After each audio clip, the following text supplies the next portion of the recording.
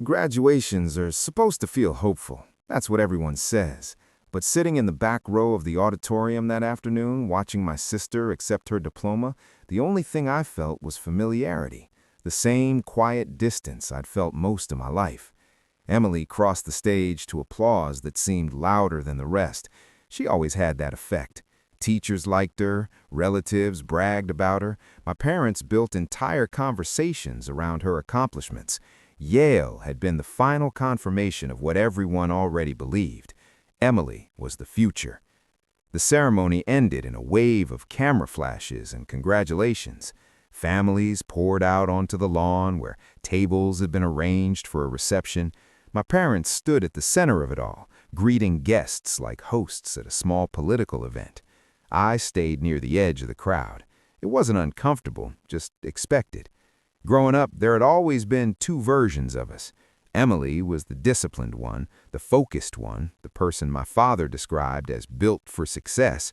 I was the other one, the one who changed majors, the one who took jobs that didn't impress anyone at dinner parties, the one my father sometimes referred to half-jokingly as the family experiment. Over time, the joke hardened into something more permanent, the useless one. It had been said enough times that people stopped noticing it. My father eventually climbed onto a small platform near the center of the lawn to give a speech. Someone handed him a glass. He loved speeches. Today, he said, raising his voice just enough for the crowd to settle, is about recognizing what real dedication looks like.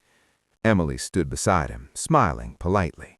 She's worked harder than anyone I know, he continued, and that's exactly why she'll carry this family forward.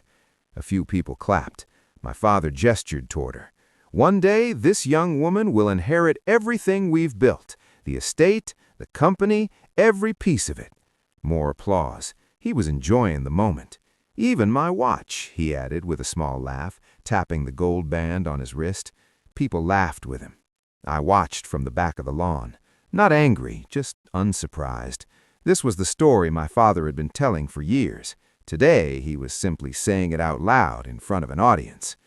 The applause eventually faded, replaced by the hum of conversations and champagne glasses clinking. I turned slightly toward the parking lot, thinking it might be time to leave quietly. That's when someone stepped beside me. "Excuse me." His voice was calm. I looked over. A man in a black suit stood there, holding a thin leather folder. He looked familiar in the vague way professionals sometimes do around family events. "Are you Daniel?" he asked. I nodded. "I'm Michael Reeves," he said, "your family's corporate attorney."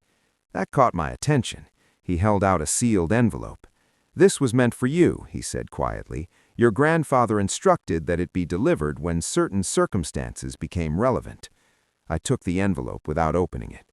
"Relevant to what?" I asked.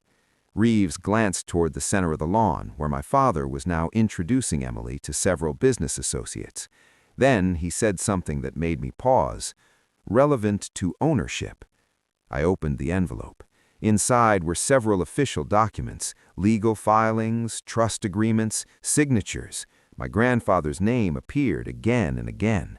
At first, I didn't understand what I was looking at. Then the structure became clear. Years ago, near the end of his life, my grandfather had transferred the controlling ownership of the company and estate into a trust. The trust had one primary beneficiary: me. I looked up slowly. "There must be a mistake." "There isn't," Reeves said. "But my father—" "Your father manages the company," he said carefully. "He does not own it." I glanced back toward the reception.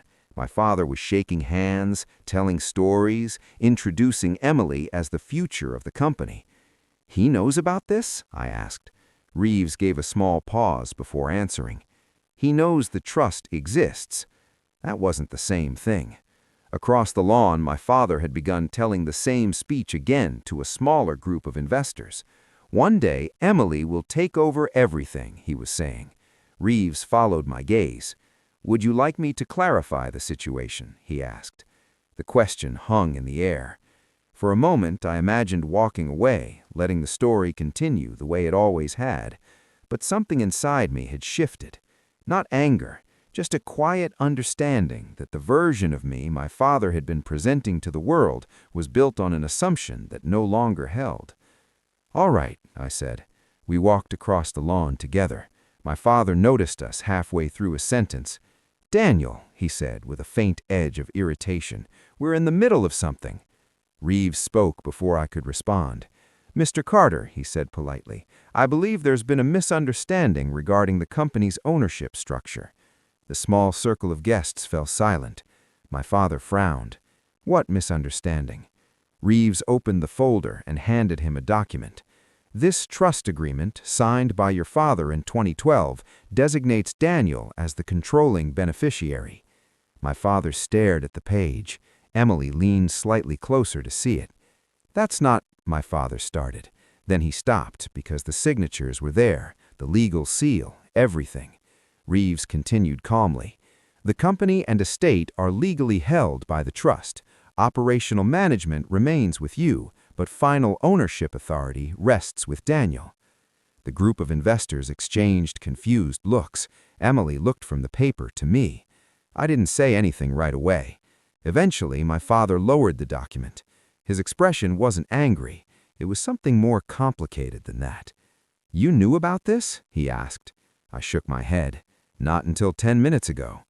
Silence settled over the lawn. For the first time in my life, the role everyone had assigned to me didn't fit the facts in front of them. I could have said a lot of things then. Instead, I just looked at my sister. "You still graduated from Yale," I said quietly. Then I nodded once to the attorney and stepped away from the circle. The reception continued behind me, but the story my father had been telling about our family no longer sounded quite the same.